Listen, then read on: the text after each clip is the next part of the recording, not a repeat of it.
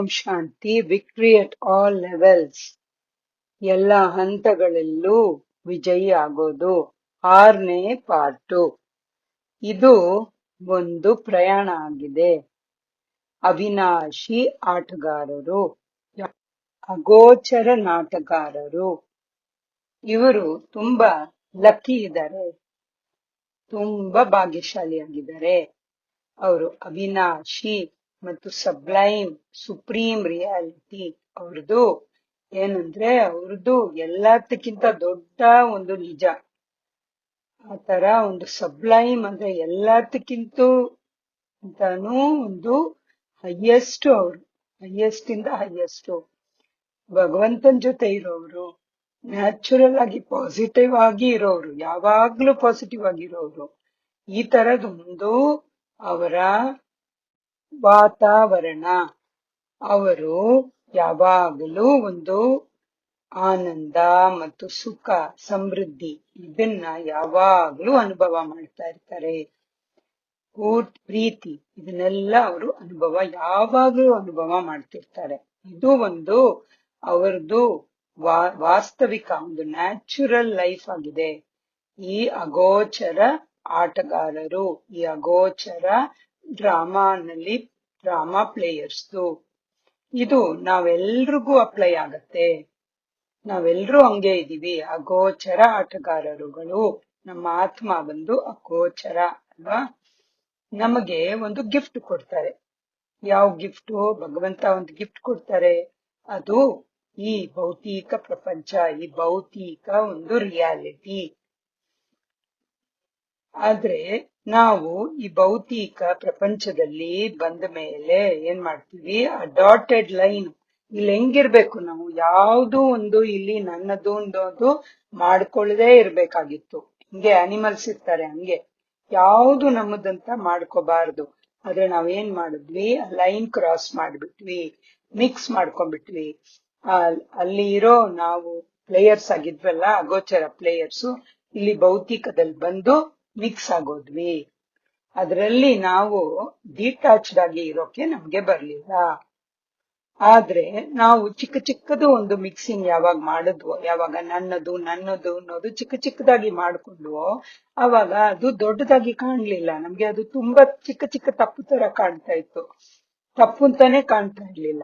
ಆದ್ರೆ ನಿಧಾನಕ್ಕೆ ಈ ನಾನು ಅನ್ನೋದು, ನಾನು ಐಡೆಂಟಿಟೀಸ್ ಮಾಡ್ಕೊಂಡ್ರಲ್ಲ, ಇದು ನನ್ನದು ಅದು ನನ್ನದು ಅನ್ನೋದು, ನಾನು ಅಹಂಕಾರನ ಹೆಂಗೆ ನಾನು ಮಾಡ್ಕೊಂಡ್ನೋ, ಈಗೋ ಮಾಡ್ಕೊಂಡ್ನೋ, ಅದು ಈ ಅಹಂಕಾರ ದೊಡ್ಡದಾಗೆ ಆಗ್ತಾ ಹೋಯ್ತು. ಈ ರಾವಣನಿಗೆ 10 ತಲೆ ಮತ್ತು ಮಾಯಾ ಇದೆಯಲ್ಲ, ಅವನ ಜೊತೆ ಬೇರೆ ಇದ್ದಾಳೆ. ಇದು ಈ ಇಬ್ರು ಸೇರ್ಕೊಂಡು ಈ ಅಗೋಚರ ಆಟಗಾರರ್ನ ಅವನ್ನ ಮೂರ್ಛಿತ ಮಾಡ್ಬಿಡ್ತಾರೆ. ಅವನು ಈ ಅಗೋಚರ ಆಟಗಾರ ಏನಾಗುತ್ತೆ? ಅವನಿಗೆ ಮೂರ್ಛಿತ ಆಗೋಗಿ ಒಂದು ಜಾಂಬಿ ಆಗೋಗ್ತಾನೆ. ಅಂದ್ರೆ ತಲೆ ಕೆಟ್ಟೋಗಿ ಅವನಿಗೆ ಏನು ಗೊತ್ತಿಲ್ಲ, ಹಂಗಾಗೋಗ್ತಾನೆ. ಅವನ್ ಯಾವ್ದಕ್ಕೂ ಪ್ರಯೋಜನ ಇಲ್ಲ, ಹಂಗಾಗೋಗ್ತಾನೆ. ಅವನಿಗೆ ಅವನ್ದು ಏನೇನಿತ್ತು, ಅವನದು ಒರಿಜಿನಲ್ ಸ್ಟೇಟಸ್, ಅವಿನಾಶಿ ಪ್ರೀತಿ ಮತ್ತು ಆನಂದ, ಆಮೇಲೆ ನೆಮ್ಮದಿ, ಇದೆಲ್ಲ ಯಾವುದು ಈಗ ಅವನಲ್ಲಿ ಇಲ್ಲ. ಅದನ್ನೆಲ್ಲ ಯಾವುದು ಅವನು ಇವಾಗ ಅನುಭವ ಮಾಡಲ್ಲ. ಈ ರಾವಣ ಬಂದು ತುಂಬಾ ಸ್ಟಬ್ಬರ್ನ್ ಆಗಿದ್ದಾನೆ. ಅವನನ್ನ ಅಂತ ತೋರ್ಸಿದ್ದಾರೆ ಗೀತಾನಲ್ಲಿ. ಅವನ್ನ ಏನ್ ಹೇಳಿದ್ದಾರೆ ಅಂದ್ರೆ, ಅವನು ಸಾಕ್ಷಾತ್ ಅಜ್ಞಾನ ಅವನಲ್ಲಿ ಇದೆ. ಆಮೇಲೆ ಅವನು ಸ್ಟಬ್ಬರ್ನ್ ಇನ್ ಎರರ್, ಅಂದ್ರೆ ತಾನು ಯಾವಾಗ್ಲೂ ತಪ್ಪು ಮಾಡೋದ್ರಲ್ಲಿ ಪೂರ್ತಿ ಗಮನ ಕೊಡ್ತಾನೆ. ಅದೇ ನಾನು ತಪ್ಪೇ ಮಾಡ್ತೀನಿ ಅಂತ ಅವನು ಒಂದು ಪ್ರಣ ಮಾಡ್ಕೊಂಡಿದ್ದಾನೆ. ಇಲ್ಲಿ ಈ ಪ್ರಪಂಚ ಹೆಂಗಿದೆ? ಇದೊಂದು ಫಾರಿನ್ ಪ್ಲೇಸ್ ಆಗಿದೆ. ಇದು ಒಂದು ವಿದೇಶಿ ಜಾಗ ಆಗಿದೆ, ಪ್ರಪಂಚ ಆಗಿದೆ, ಒಂದು ಸ್ಟೋರಿ ವರ್ಲ್ಡ್ ಆಗಿದೆ. ಆದ್ರೆ ಅವನು ಇಲ್ಲೇ ಇರ್ತಾನೆ. ಅವನು ಇಲ್ಲಿ ಇರೋದನ್ನೆಲ್ಲ ತನ್ನದು. ಅವನೇನೇನಿಲ್ಲಿ ತನ್ನದು ಅಂತ ಮಾಡ್ಕೊಂಡು ಅದಕ್ಕೊಂದೊಂದು ಹೆಸರಿಟ್ಕೊಳ್ತಾ ಹೋಗ್ತಾನೆ. ಇದು ನನ್ನ ಪ್ರಾಪರ್ಟಿ, ಇದು ನನ್ನ ಕೆಲಸ, ಇದು ನನ್ನವಳು, ಇವರು ನನ್ನವರು ಅಂತ ಎಲ್ಲದಕ್ಕೂ ಒಂದೊಂದು ಹೆಸರು ಹಾಕ್ತಾ ಹೋಗ್ತಾನೆ. ಅವನು ಇದರಿಂದ ತುಂಬಾ ಕಷ್ಟಪಡ್ತಾನೆ, ಆದ್ರೆ ಅದನ್ನ ಬಿಡೋಕೆ ಅವನಿಗೆ ಆಗೋದಿಲ್ಲ. ಯಾಕೆಂದ್ರೆ ಒಂದು ಅವನು ಎಲ್ಲದನ್ನು ತನ್ನದಾಕಿ ಮಾಡ್ಕೊಳ್ಳೋದು ಅವನಲ್ಲಿ ಒಂದು ಆ ತರದ್ದು ಹ್ಯಾಬಿಟ್ ಇದೆ. ಎಂಬಾಡಿಮೆಂಟ್ ಆಫ್ ಅಟ್ಯಾಚ್ಮೆಂಟ್ ಆಗಿದ್ದಾನೆ. ಅವನ ಜೀವನ ಪೂರ್ತಿ ಒಂದು ದುಃಖದ ಜೀವನ. ಅವನು ದುಃಖ ತಗೊಳ್ತಾನೆ, ಬೇರೆಯವ್ರಿಗೂ ದುಃಖ ಕೊಡ್ತಾನೆ. ಅವನು ಒಂದು ರಾಕ್ಷಸ ಆಗಿದ್ದಾನೆ. ಅವನು ಅವನು ಈ ಅಗೋಚರ ಆಟಗಾರ ಯಾರಿದ್ದಾನೆ, ನಾಟಕಗಾರ, ಅವನನ್ನ ಮೂರ್ಛೆ ಮಾಡೋದ್ರಲ್ಲೇ ಇರ್ತಾನೆ. ಅವನು ಅಗೋಚರ ಆಟಗಾರ, ಅದರಿಂದ ಎದ್ದು ಕೂತ್ಕೊಂಡ್ಬಿಡ್ಬಾರ್ದು ಅಂತ ನೋಡ್ಕೊಂಡಿರ್ತಾನೆ. ಅದನ್ನ ಅವನ್ ಎದ್ದು ಬಿಟ್ರೆ ಈಗ ಏನಾಗತ್ತೆ, ರಾವಣ ಅಲ್ಲಿಂದ ಹುಟ್ಟೋಗ್ಬೇಕಾಗತ್ತೆ. ಅದು ಅವನಿಗೆ ಬೇಡ. ಅದಕ್ಕೋಸ್ಕರ ಅವನೇನ್ ಮಾಡ್ತಾನೆ, ಈ ತರದ್ದು ನಮ್ಮನ್ನ ಸಿಕ್ಕಿಸಿ ಇಟ್ಟಿರ್ತಾನೆ, ನಮ್ಮನ್ನ ಯಾವಾಗ್ಲೂ ಮೂರ್ಛಿತವಾಗಿ ಇಟ್ಟಿರ್ತಾನೆ. ಇದು ನಮ್ಮಲ್ಲಿ ಒಬ್ಬೊಬ್ಬರಲ್ಲೂ ಈ ಕುರುಕ್ಷೇತ್ರ ನಡೀತಾ ಇರುತ್ತೆ ಈ ರಾವಣನ್ ಜೊತೆ. ಇಲ್ಲಿ ನಾವು ಒಂದು ಫ್ಯೂ ಮಿನಿಟ್ಸ್, ಒಂದು ಕ್ಷಣಗಳು ನಾವು ಈ ಜೀವನ ಅಂದ್ರೆ ಆ ಗೋಚರ ಆಟಗಾರದ್ದು ಒಂದು ಜೀವನ ನಾವು ಉತ್ಪತ್ತಿ ಮಾಡೋಣ. ಇದು ಒಂದು ಆಟ ಆಗಿದೆ. 1 ಸೆಕೆಂಡ್ ಆವಾಗ ಅನುಭವ ಮಾಡಿ ನೀವು ಹಿಂಗೆ ಹೈಯೆಸ್ಟ್ ಕಾನ್ಶಿಯಸ್ನೆಸ್, ಯಾವಾಗ ನಾವು ನಮ್ಮ ಹೈಯೆಸ್ಟ್ ಸ್ಥಿತಿ ಅಂದ್ರೆ ನಮ್ಮ ಚೇತನ ಶಕ್ತಿ ಯಾವಾಗ ಎಲ್ಲದಕ್ಕಿಂತ ಹೈಯೆಸ್ಟ್ ಆಗಿದೆಯೋ ಅವಾಗ ಹೆಂಗಿರ್ತೀವಿ ನಾವು ನಮ್ಮ ಬುದ್ಧಿ ಇರತ್ತಲ್ಲ, ಪಾರಸ ಬುದ್ಧಿನ ನಾವು ಯೂಸ್ ಮಾಡ್ತೀವಿ, ಬೆಸ್ಟ್ ಬುದ್ಧಿನ ಯೂಸ್ ಮಾಡ್ತೀವಿ. ಯಾವಾಗ ಪಾರಸ ಬುದ್ಧಿಯಿಂದ ನೋಡ್ತೀವೋ ನಮ್ಗೆ ಎಲ್ಲ ಗೊತ್ತಾಗತ್ತೆ. ನಮ್ಗೆ ಬಾಬಾ ಇರೋ ಜಾಗ ಗೊತ್ತಾಗತ್ತೆ, ಬಾಬಾ ಇರೋದು ಮತ್ತೆ ಬ್ರಹ್ಮ ಬಾಬಾ ಇರೋದು, ಆ ಫರಿಷ್ಠ ಪ್ರಪಂಚ ಹೆಂಗಿರತ್ತೆ, ಆ ಲೈಟಿನ ಪ್ರಪಂಚ ಹೆಂಗಿರತ್ತೆ ಅದೂನು ನಮ್ಗೆ ಗೊತ್ತಾಗತ್ತೆ. ನಮ್ಮ ಮನೆ ಹೆಂಗಿರತ್ತೆ ಇದೂನು ನಾವು ನೋಡ್ಬೋದು. ನಾವು ಈ ಕಥೆಯನ್ನು ಕಥೆಯಾಗಿ ನೋಡ್ಬೋದು. ಇಲ್ಲಿ ಏನ್ ನಡೀತಾ ಇದೆ ಇಲ್ಲಿ ಅದನ್ನ ನಾವು ನೋಡ್ಬೋದು. ಅಂದ್ರೆ ಬೆಳಗಿಂದ ನಾವು ಶುರು ಮಾಡಿದ್ರೆ, ಬೆಳಗ್ಗೆ ಅಮೃತ ವೇಳೆ ಆದ್ಮೇಲೆ ಈ ಕತೆ ಏನ್ ನಡೀತಾ ಇದೆ, ಇವತ್ತಿಂದು ಕತೆ ಅನ್ನೋದು ಕಥೆಯಾಗಿ ನಾವು ನೋಡ್ತೀವಿ. ಈಗ ಡಾಕ್ಟರ್ ಪ್ರಶಾಂತ್ ಅವರು ಮಾತಾಡ್ತಿದ್ದಾರೆ ಅಂದ್ರೆ ಅವ್ರು ಮಾತಾಡ್ತಾ ಇರುವಾಗ ಅದು ಒಂದು ಕತೆ ಹೇಳ್ತಿದ್ದಾರೆ ಅಂತ ಗೊತ್ತಾಗಿದೆ ಅವ್ರಿಗೆ. ಈ ಪಾರಸ ಇದೆಯಲ್ಲ, ಇದು ನಮ್ಮನ್ನ ಈ ಪ್ರಪಂಚಕ್ಕಿಂತ ದೂರ ತಗೊಂಡು ಹೋಗ್ಬಿಡುತ್ತೆ. ಯಾವ ಪ್ರಪಂಚಕ್ಕೆ? ಯಾವುದು ನಿಜವಾದ ಪ್ರಪಂಚ, ಎಲ್ಲಿ ಸೈಲೆನ್ಸ್ ಇರತ್ತೆ, ಎಲ್ಲಿ ನಿಶಬ್ದ ಇರತ್ತೆ, ಅಲೌಕಿಕ ಪ್ರಪಂಚ, ಅಲ್ಲಿ ಕರ್ಕೊಂಡು ಹೋಗ್ಬಿಡುತ್ತೆ ನಮ್ಮನ್ನ. ಅಲ್ಲಿ ನಾವು ನಾರ್ಮಲ್ ಆಗಿರೋದು ಹೆಂಗೆ, ಅಲ್ಲಿ ನಾರ್ಮಲ್ ಆಗಿರೋದೇ ಅವಿನಾಶಿ. ಅಲ್ಲಿ ನಮ್ಮ ಜೀವನ ಹೆಂಗಿರತ್ತೆ, ಯಾವಾಗ್ಲೂ ಅವಿನಾಶಿ ಅನ್ನೋದು ನಮ್ಗೆ ಗೊತ್ತಾಗತ್ತೆ. ಅಲ್ಲಿ ಇನ್ಕಾರ್ಪೋರಿಯಲ್ ಅಂದ್ರೆ ನಿರಾಕಾರವಾಗಿರೋದು, ಅಗೋಚರವಾಗಿರೋದು, ಅಲ್ಲಿ ಅದು ನಾರ್ಮಲ್, ನ್ಯಾಚುರಲ್.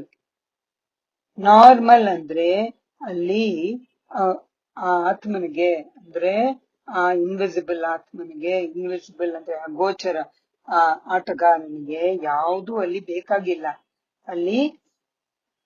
ಅಲ್ಲಿ ಯಾವುದು ಅವನಿಗೆ ಯಾವುದು ಒಂದು ಹರ್ಟ್ ಆಗಲ್ಲ, ಯಾವುದು ಅವನಿಗೆ ಹಾನಿ ಆಗಲ್ಲ. ಅಲ್ಲಿ ಜೀವನ ಪೂರ್ತಿ ಒಂದು ಆನಂದ ಮತ್ತು ನೆಮ್ಮದಿ ಇದರಿಂದ ತುಂಬಿರತ್ತೆ. ಆಮೇಲೆ ಅವನಿಗಿದು ಗೊತ್ತು, ಎಲ್ರೂ ಇದಾರಲ್ಲ, ಎಲ್ರೂ ಹಂಗೆ ಇದ್ದಾರೆ ಅನ್ನೋದು ಗೊತ್ತು. ಎಲ್ರೂ ಹಂಗೆ ಚಿಕ್ಕ ಮಗು ತರ, ಒಂದು ಭಗವಂತನ್ ತರ ಇದ್ದಾರೆ ಅಂತ ಗೊತ್ತು. ಯಾವಾಗ ಆ ಸ್ಥಿತಿನಲ್ಲಿ ಇರ್ತಾರೋ ಅವಾಗ ಎಲ್ರೂ ಕಥೆಯಿಂದ ದೂರ ಇದ್ದಾರೆ ಅನ್ನೋದು ಗೊತ್ತು. ನಿಜ ಏನು, ಎಲ್ರೂ ಕಥೆನಲ್ಲಿ ಇಲ್ಲ. ಯಾರು ಈ ಕಥೆಯಿಂದ ದೂರ ಇದ್ದಾರೋ, ಕಥೆಯಿಂದ ಫ್ರೀ ಆಗಿದ್ದಾರೋ, ಅವರಲ್ಲಿ ಅಹಂಕಾರ ಮತ್ತು ಈ ಪಂಚವಿಕಾರಗಳು, ದುಃಖ ಮತ್ತು ಆಸೆಗಳು ಇದರಿಂದ ದೂರ ಇರ್ತಾರೆ. ಎಲ್ರೂ ಒಂದು ಅಗೋಚರ, ಅಲ್ಲಿ ಬ್ರದರ್ಸು, ಅಗೋಚರ ಅಣ್ಣ ತಮ್ಮರು, ಅಲ್ಲಿ ಎಲ್ರೂ ಬಂದು ಎಲ್ರೂ ಮರ್ಯಾದೆಗೆ ಹಕ್ಕಗಾರರು. ಅಲ್ಲಿ ಅವರಲ್ಲಿ ಯಾವ ವಿಕಾರನೂ ಇರಲ್ಲ. ಅಲ್ಲಿ ಅಹಂಕಾರ ಅನ್ನೋದು ಝೀರೋ ಆಗಿರತ್ತೆ. ಅಲ್ಲಿ ಎಲ್ರೂ ಅಷ್ಟು ಭದ್ರವಾಗಿರ್ತಾರೆ, ಅಲ್ಲಿ ಯಾವ ಭಯನೂ ಇಲ್ಲ. ಅಲ್ಲಿ ಅವರು ಕಂಪ್ಲೀಟ್ ಆಗಿ ಮುಗ್ಧವಾಗಿರ್ತಾರೆ, ಕೇರ್ ಫ್ರೀ ಆಗಿರ್ತಾರೆ. ಯಾಕೆಂದ್ರೆ ಈ ಮುಗ್ಧವಾಗಿ ಕೇರ್ ಫ್ರೀ ಆಗಿ ಅವ್ರು ಇರೋದಕ್ಕಿಂತ ಅವರು ಮಕ್ಕಳಾಗಿರ್ತಾರೆ, ಮಕ್ಕಳ ತರ ಇರ್ತಾರೆ, ಭಗವಂತನ ತರ ಇರ್ತಾರೆ. ಈ ಪಾರಸ ಬುದ್ಧಿ ಇಟ್ಕೊಂಡು ಅವ್ರಿಗೆ ದೊಡ್ಡ ಪ್ರೈಸ್ ಸಿಗತ್ತೆ. ಯಾವಾಗ ನಮಗೆ ಪಾರಸ ಬುದ್ಧಿ ಯೂಸ್ ಮಾಡ್ತೀವೋ ನಮಗೆ ದೊಡ್ಡ ಪ್ರೈಸ್ ಸಿಗತ್ತೆ. ಅದನ್ನ ಯಾರ್ ಬೇಕಾದ್ರೂ ಅದನ್ನ ಗೆಲ್ಲಬಹುದು. ಅವನು ಈ ಅಗೋಚರ ಆಟಗಾರ, ಅವನು ಕಂಡಿಡಿತಾನೆ ಅವನ ಅವನ ನಿಜವಾದ ಜೀವನ ಯಾವುದು ಅನ್ನೋದು. ನಿಜವಾದ ಜೀವನ ಈ ಜೀವನನೇ, ಅದ್ರಲ್ಲಿ ಇರ್ತಾನೆ. ಅದನ್ನ ಅವನು ಕಂಡಿಡಿತಾನೆ.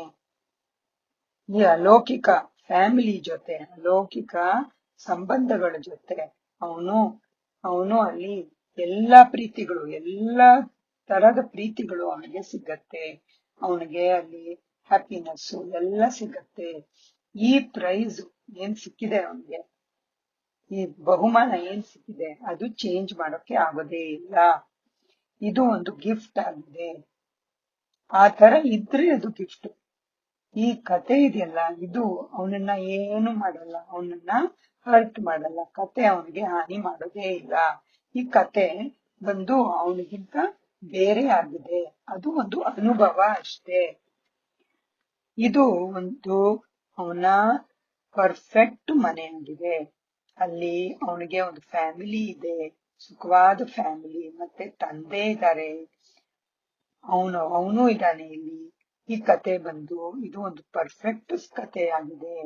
ಈ ಅಗೋಚರ ಆಟಗಾರ ಇದ್ದಾನಲ್ಲ, ಅವನು ಅಲ್ಲಿ ಪೂರ್ತಿ ಜಾಗೃತಿಯಾಗಿರ್ತಾನೆ. ಇದೇ ಅವನದ್ದು ಒಂದು ಗೆಲ್ಲೋದು.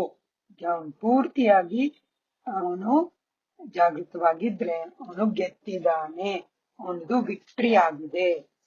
ಆದ್ರೆ ಆ ಗೋಚರ ಆಟಗಾರ ಯಾವಾಗ ಲೈನ್ ಅನ್ನ ಕ್ರಾಸ್ ಮಾಡ್ಬಿಡ್ತಾನೆ, ಅವಾಗ ಮುಂಚೆ ಅವನಿಗೇನ್ ಅನ್ಸುತ್ತೆ, ಲೈನ್ ಕ್ರಾಸ್ ಮಾಡಿದ್ಮೇಲೆ ಇದು ಒಂದು ಚಿಕ್ಕ ಮಿಸ್ಟೇಕ್ ಮಾಡಿದೀನಿ ಅಂತ ಗೊತ್ತಾಗುತ್ತೆ. ಆದ್ರೆ ಆಮೇಲೆ ಅದು ಗೊತ್ತಾಗುತ್ತೆ ಎಷ್ಟು ದೊಡ್ಡದು ಅವನ್ ಮಿಸ್ಟೇಕ್ ಮಾಡಿದಾನೆ, ಅವನು ಎಷ್ಟು ದೊಡ್ಡ ಒಂದು ಯುದ್ಧನ ಇಲ್ಲಿ ಅವನು ಯುದ್ಧ ಮಾಡ್ಬೇಕಾಗಿದೆ ಇದರಿಂದ ಅಂತ ಗೊತ್ತಾಗತ್ತೆ. ಅದೊಂದು ರಾಕ್ಷಸ ಬಂದು ಅವನು ಮಾಡಿಟ್ಟಿದ್ದಾನೆ ಅನ್ನೋದು ಗೊತ್ತಾಗತ್ತೆ. ತುಂಬಾ ಋಷಿ ಮುನಿಗಳು, ಪ್ರಾಫಿಟ್ಸ್, ಇವರೆಲ್ಲ ಈ ರಾಕ್ಷಸನ್ನ ಗೆಲ್ಲೋಕೆ ಆಗೋದೇ ಇಲ್ಲ. ಅವನೊಳಗೆ ಈ ಅಭಿಮಾನ, ಈಗೋ ಅನ್ನೋದು ಒಳಗಡೆ ಸೇರ್ಕೊಂಡ್ಬಿಟ್ಟಿದೆ, ಹಾರ್ಡ್ ವೈರ್ ಆಗೋಗಿದೆ. ಅವನು ತಾನು ಒಂದು ಬಲಿ ಪಶು ತರ ಈ ಸಮಾಜದಲ್ಲಿ ಇದ್ದಾನೆ ಅಂತ ಅನ್ಸುತ್ತೆ. ಯಾಕೆಂದ್ರೆ ಈ ಪ್ರಪಂಚದಲ್ಲಿ ಏನಾಗತ್ತೆ ಅಂತ ಹೇಳೋಕೆ ಆಗೋದಿಲ್ಲ. ಇಲ್ಲಿ ಒಂದು ಡೇಂಜರು ಯಾವಾಗ್ಲೂ ಕಾಯ್ಕೊಂಡಿರತ್ತೆ. ಏನಾದ್ರೂ ಆಗ್ಬೋದು, ಯಾವ್ದಾದ್ರೂ ಅವ್ನ್ ಮಾಡಿಟ್ಟಿರೋದು ಹೊಡೆದೋಗ್ಬೋದು, ಇಲ್ಲ ಅವನ್ನ ಯಾರಾದ್ರೂ ಏನಾದ್ರೂ ಹೇಳ್ಬೋದು. ಈಗ ಯಾರಾದ್ರೂ ಅವನ್ನ ಏನಾದ್ರೂ, ಯಾವಾಗ್ಲೂ ಭಯ ಇರ್ತಾ ಇರತ್ತೆ ಅವನಿಗೆ ಯಾವಾಗ್ಲೂ ಒಂದು ಥ್ರೆಟನ್ಡ್ ಫೀಲಿಂಗ್ ಬರುತ್ತೆ. ನನ್ನನ್ನ ಅದು ಭಯ ಅನ್ನೋದು ಅವನ್ಗೆ, ಆ ಭಯ ಇದೆಯಲ್ಲ, ಅದು ಸೆಕ್ಯೂರ್ ಫೀಲಿಂಗ್ ಆಗೋದೇ ಇಲ್ಲ ಅವನ್ಗೆ. ಇವತ್ತಿಲ್ಲ ನಾಳೆ ಇಲ್ಲ, ಇದು 100 ವರ್ಷ ಆದ್ರೂ ಅವನ್ನ ಬಿಡೋದಿಲ್ಲ. ಯಾಕೆಂದ್ರೆ ಅವನ ಮಕ್ಕಳು, ಅವನ ಮೊಮ್ಮಕ್ಕಳು ಅವ್ರು ಹೆಂಗಿರ್ತಾರೋ, ಅವರು ಸೇಫ್ ಆಗಿರ್ಬೇಕು ಅನ್ನೋದು ಅವನ್ಗೆ ಯಾವಾಗ್ಲೂ ಒಂದು ಭಯ ಇರುತ್ತೆ. ಹೆಂಗೆ ಒಂದು ಬಲಿಪಶುದು ಜೀವನ ಹೆಂಗಿರತ್ತೆ, ಯಾವಾಗ್ಲೂ ಡೇಂಜರ್ಗಳೇ ನೋಡ್ಕೊಂಡಿರತ್ತೆ. ಅಂದ್ರೆ ಎಲ್ಲಿಂದ ಡೇಂಜರ್ ಬರುತ್ತೋ ಅಂತ ಅದು ಅಲರ್ಟ್ ಆಗಿರುತ್ತೆ. ಇಲ್ಲಿ 10 ಏನ್ ನಡೀತಾ ಇದೆ ಅದು ಚೆನ್ನಾಗ್ ನಡೀತಾ ಇದ್ರು, ಒಂದೇನಾದ್ರೂ ತಪ್ಪಾಗಿದ್ರೆ, ಒಂದು ಸರಿಗಿಲ್ಲ ಅಂದ್ರೆ ಅವನದು ಫೋಕಸ್ ಎಲ್ಲೋಗುತ್ತೆ, ತಪ್ಪಿನ ಮೇಲೆನೆ ಹೋಗುತ್ತೆ. ಯಾವಾಗ್ಲೂ ನೆಗೆಟಿವೇ ಹುಡುಕ್ತಾ ಇರ್ತಾನೆ. ಇದೇನೆ ಎಲ್ರೂ ಮಾಡೋದು. ಇದು ಎಲ್ರೂ ಈ ತರದ್ದೇ ಒಂದು ಅಭ್ಯಾಸ ಮಾಡ್ಕೊಂಡ್ಬಿಟ್ಟಿದೀವಿ. ಯಾವ್ದು ಎಲ್ಲಿ ತಪ್ಪಾಗೋಗತ್ತೋ ಅನ್ನೋದೇ ಕಾಯ್ಕೊಂಡಿರ್ತೀವಿ. ಈ ಬಲಿಪಶು ಎಂಬುದು ಹೆಂಗಿರುತ್ತೆ ಅಂದ್ರೆ, ವಿಕ್ಟಿಮ್ ಅನ್ನೋರು ಹೆಂಗಿರ್ತಾರೆ, ಒಂದು ಬೆಗ್ಗರ್ ತರ ಆಗೋಗ್ತಾರೆ. ಒಂದು ಬೇಡವನು, ಅವನು ಯಾವಾಗ್ಲೂ ಏನಾದ್ರೂ ಒಂದು ಕೇಳ್ತಾನೆ ಇರ್ತಾನೆ. ಯಾಕೆಂದ್ರೆ ಭಯ ಇರುತ್ತಲ್ಲ ಒಳಗಡೆ. ಬಾಬಾ ಹೇಳ್ತಾರೆ ಬಂದು, ಬಾಬಾ ಬಂದು ಒಂದು ಟೂರ್ ಹೋಗಿದ್ರಂತೆ. ಟೂರ್ ಎಲ್ರು ಆತ್ಮಗಳನ್ನು ಒಂದು ಟೂರ್ ಮಾಡಿದ್ರು. ಅಲ್ಲಿ ಏನ್ ನೋಡಿದ್ರು, ಎಲ್ರು ಬೇಡ್ತಾ ಇದ್ರು, ಏನಾದ್ರೂ ಒಂದು ಒಳ್ಳೇದಾಗಬೇಕು, ಅವ್ರಿಗೆ ಪ್ರೀತಿ ಸಿಗ್ಬೇಕು, ಎಲೆಕ್ಷನ್ಗೆ ವೋಟ್ ಸಿಗ್ಬೇಕು, ಇಲ್ಲಿ ಒಳ್ಳೆ ಜೀವನ ಸಿಗ್ಬೇಕು, ಒಬ್ಬೊಬ್ರು ಒಳ್ಳೆ ಹೆಲ್ದಿ ಆಗಿರ್ಬೇಕು, ಲಾಂಗ್ ಲೈಫ್ ಇರ್ಬೇಕು, ಒಬ್ಬೊಬ್ರು ನಾನ್ ಸಾಯ್ಬೇಕು ಅಂತ ಬೇಡ್ಕೊಳ್ತಾ ಇರ್ತಾರೆ. ಈ ತರ ಯಾವಾಗ್ಲೂ ಬೇಡ್ಕೊಳ್ತಾ ಇರ್ತಾರೆ. ಸಕ್ಸಸ್ಫುಲ್ ಬೆಗ್ಗರ್ಸ್ ಇರ್ತಾರೆ, ಅಂದ್ರೆ ಅವರು ಮುಂದೆ ಬಂದಿರೋ ಬೆಗ್ಗರ್ಸು. ಆದ್ರೆ ಎಷ್ಟೋ ತುಂಬಾ ರಿಚ್ ಆಗಿರ್ತಾರೆ, ತುಂಬಾ ಸೌಕರ್ಯರಾಗಿರ್ತಾರೆ, ಇಲ್ಲ ತುಂಬಾ ಫೇಮಸ್ ಆಗಿರ್ತಾರೆ, ಆದ್ರೂನು ಬೇಡೋದು ಮಾತ್ರ ಅವರು ಬಿಟ್ಟಿರಲ್ಲ. ಆದ್ರೆ ಅವ್ರ ಮೈಂಡ್ ಸೆಟ್ ಹೆಂಗಿದೆ, ಅವ್ರ ಮನಸ್ಸು ಹೆಂಗಿರುತ್ತೆ, ಬೆಗ್ಗರಿನ ಮನಸ್ಸು ಅವರಲ್ಲಿ ಇರುತ್ತೆ. ಅವರ ಅಂದ್ರೆ ಈ ಸೊಸೈಟಿನಲ್ಲಿ, ಈ ಸಮಾಜದಲ್ಲಿ ಯಾರು ಎಲ್ಲದಕ್ಕಿಂತ ಕೆಳಗಡೆ ಇರ್ತಾರೆ, ಕೆಳಗಡೆ ಇರೋರು ಬೆಗ್ಗರು, ಅಂದ್ರೆ ಬೇಡೋರು, ಭಿಕ್ಷೆ ಬೇಡೋರು. ಇಲ್ಲಿ ನಾವು ಈ ಭಿಕ್ಷೆ ಬೇಡೋ ಮೆಂಟಾಲಿಟಿ ಇದೆಯಲ್ಲ, ಅಂದ್ರೆ ಒಂದು ವಿಕ್ಟಿಮ್ ಪೊಸಿಷನ್, ಅಂದ್ರೆ ಒಂದು ಬಲಿಪಶು ತರ ಇರೋದು, ಆ ತರದ್ರಿಂದ ಹೊರಗಡೆ ಬರ್ಬೇಕು. ರಾವಣ ಇದನ್ನಲ್ಲ, ಅವನು ಯಾವಾಗ್ಲೂ ಅವನಿಗೆ ದುಃಖನೇ ಕೊಡ್ತಿರ್ತಾನೆ. ಈ ಅಗೋಚರ ಆಟಗಾರ ಅವನು ಅಲರ್ಟ್ ಆಗ್ಬೇಕು. ಇದು ಒಂದು ಕತೆ, ಅವನು ಒಂದು ಸಾಕ್ಷಿಯಾಗಿದ್ದಾನೆ, ಈ ಕತೆನ ನೋಡ್ತಿದೀನಿ ಅನ್ನೋದು ಅವನಿಗೆ ಇರ್ಬೇಕು. ಅವನು ಒಂದು ಇನ್ವಿಸಿಬಲ್ ಏಂಜಲ್ ಆಗಿದ್ದಾನೆ, ಅವನು ತುಂಬಾ ಲಕ್ಕಿ. ಇಲ್ಲಿ ಎಲ್ರೂ ಲಕ್ಕಿ ಆಗಿದ್ದಾರೆ. ಯಾಕೆಂದ್ರೆ ನಮ್ಮ ಜೀವನ ಬಂದು ಯಾರ ಜೊತೆ ಇದೆ, ಭಗವಂತನ ಜೊತೆ ಇದೆ. ಭಗವಂತನ ಪ್ರೀತಿಗೆ ನಾವು ಅರ್ಹರಾಗಿದ್ದೀವಿ. ಇದು ಒಂದು ದೊಡ್ಡ ಒಂದು ನಿಜ. ಅದು ಅವನಿಗೆ ಅಪ್ಲೈ ಆಗತ್ತೆ. ಅದು ಇವನು ಮತ್ತೆ ಎಲ್ರೂ ಹಂಗೆ ಈ ಭಗವಂತನ ಪ್ರೀತಿಗೆ ಅವರೆಲ್ಲ ಎಲ್ರೂ ಅರ್ಹರಾಗಿದ್ದಾರೆ ಅನ್ನೋದು ಗೊತ್ತಾಗತ್ತೆ. ಅವನು ಯಾವಾಗ್ಲೂ ಒಂದು ಬೆಗ್ಗರು, ಅಂದ್ರೆ ಒಂದು ಭಿಕ್ಷೆಗಾರ, ಒಂದು ವಿಕ್ಟಿಮ್, ಬಲಿಪಶು, ಈ ತರದ್ದು ಅವನು ಅನ್ಕೊಂಡಿದ್ದಾನಲ್ಲ ತನ್ನ ಮೇಲೆ. ಅವನು ಎಲ್ಲದಕ್ಕಿಂತ ನೀಚವಾದ ಒಂದು ಅವನು ತನ್ನನ್ನೇ ಅನ್ಕೊಂಡ್ಬಿಟ್ಟಿದ್ದಾನೆ. ತನಗೆ ವರ್ಸ್ಟ್ ಏನೋ ಒಂದಾಗತ್ತೆ, ಅಂದ್ರೆ ಎಲ್ಲದಕ್ಕಿಂತ ಮೋಸವಾಗಿರೋದು ನನಗೆ ಆಗತ್ತೆ ಅಂತ ಅನ್ಕೊಂಡ್ಬಿಟ್ಟಿದ್ದಾನೆ. ಸಾಯ್ಬೇಕಾಗತ್ತೆ ಅಂತ ಅನ್ಕೊಂಡ್ಬಿಟ್ಟಿದ್ದಾನೆ. ಏನಾದ್ರೂ ಒಂದು ಕಳೆದೋಗುತ್ತೆ, ಏನಾದ್ರೂ ಒಂದು ನನ್ನ ಕಥೆನಲ್ಲಿ ಏನಾದ್ರೂ ಒಂದು ಕೆಟ್ಟದಾಗ್ತಾನೆ ಇರತ್ತೆ ಅಂತ ಅನ್ಕೊಂಡೇ ಇರ್ತಾನೆ. ಆದ್ರೆ ಅವನು ಯಾವಾಗ ಅನ್ಕೋತಾನೆ, ನನ್ನ ರೋಲು ಬೇರೆ, ನಾನು ಬೇರೆ. ಈ ಸತೀಶ್ ಬಂದು ಕ್ಯಾಮಲ್ ಅಂತ ಅನ್ಕೊಂಡ್ಬಿಟ್ಟಿದಾನಲ್ಲ, ಅವನು ಒಂಟೆ ಅಂತ ಅನ್ಕೊಂಡ್ಬಿಟ್ಟಿದಾನಲ್ಲ, ಅವನು ಪಾರ್ಟ್ ಕ್ಯಾಮಲ್. ಆದ್ರೆ ಅವನು ತನ್ನನ್ನೇ ಕ್ಯಾಮಲ್, ಒಂಟೆ ಅಂತ ಅನ್ಕೊಂಡ್ಬಿಟ್ಟಾನಲ್ಲ, ಅದು ಆ ತರದಿಲ್ಲ. ತಾನು 100% ಬೇರೆ, ಆ ರೋಲ್ ಇಂದ ಬೇರೆ, ತಾನು ಶ್ರೇಷ್ಠ ಆತ್ಮ ಅನ್ನೋದು ಅವನಿಗೆ ಅನ್ನಿಸ್ಬೇಕು. ನಾನು ವಿಕ್ಟಿಮ್ ಇಲ್ಲ, ನಾನು ಬಲಿಪಶು ಇಲ್ಲ ಅನ್ನೋದು ನಮ್ಮಲ್ಲಿ ಇರ್ಬೇಕು. ಏನು ಬೇಡ ಅಂತ ಹೇಳಬೇಕು, ಬೇಡೋದನ್ನ ಬಿಡಬೇಕು. ನಾನು ಒಂದು ತುಂಬಾ ಶ್ರೇಷ್ಠ ಏಂಜಲ್ ಆಗಿದ್ದೀನಿ, ಇದಕ್ಕಿಂತ ಶ್ರೇಷ್ಠ ನನ್ನ ಜೀವನ ಇರೋಕ್ಕಿಲ್ಲ ಅಂತ ಅನ್ಕೋಬೇಕು. ಈ ಪ್ರಪಂಚದಲ್ಲಿ ತುಂಬಾ ಜನ ಸಕ್ಸಸ್ಫುಲ್ ಆಗಿರ್ತಾರೆ, ತುಂಬಾ ದೊಡ್ಡ ದೊಡ್ಡ ಮನುಷ್ಯರಾಗಿರ್ತಾರೆ. ಆದ್ರೆ ಅವ್ರ ಮನಸ್ಸು ಇದೆಯಲ್ಲ, ಅವರ ಮೈಂಡ್ ಸೆಟ್, ಅವರ ಬುದ್ಧಿ ಇರುತ್ತಲ್ಲ, ಅದು ತುಂಬಾನೇ ಮೋಸವಾಗಿರುತ್ತೆ. ಅವರು ಒಂದು ಬೇಡವನ್ ತರಾನೇ, ಭಿಕ್ಷೆ ಬೇಡವನ್ ತರಾನೇ ಅವ್ರ ಮೆಂಟಾಲಿಟಿ ಇರುತ್ತೆ. ಆದ್ರೆ ಅವ್ರು ಹೆಂಗ್ ಆಕ್ಟ್ ಮಾಡ್ತಾರೆ, ತುಂಬಾ ದೊಡ್ಡ ಮನುಷ್ಯರು, ಸೆಲೆಬ್ರಿಟೀಸ್ ತರ ಆಕ್ಟ್ ಮಾಡ್ತಾರೆ. ಇದನ್ನ ನಾವು ಚೇಂಜ್ ಮಾಡ್ಕೋಬೇಕು.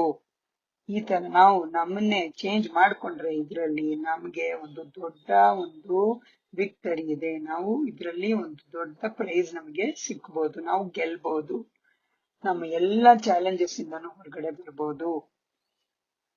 ಇವಾಗ ನಾವು ಒಂದು ಸ್ಪಿರಿಚುವಲ್ ಸ್ಟೂಡೆಂಟ್ ಆಗಿದ್ದೀವಿ, ನಾವು ಒಂದು ಆಧ್ಯಾತ್ಮಿಕ ಸ್ಟೂಡೆಂಟ್. ಈ ಆಧ್ಯಾತ್ಮಿಕ ಸ್ಟೂಡೆಂಟ್ ಅನ್ನೋನು 3 ಸ್ಟೆಪ್ ಅವನಿಗೆ ಇರುತ್ತೆ, 3 ಸ್ಟೆಪ್ ಅಲ್ಲಿ ಹೋಗ್ತಾನೆ.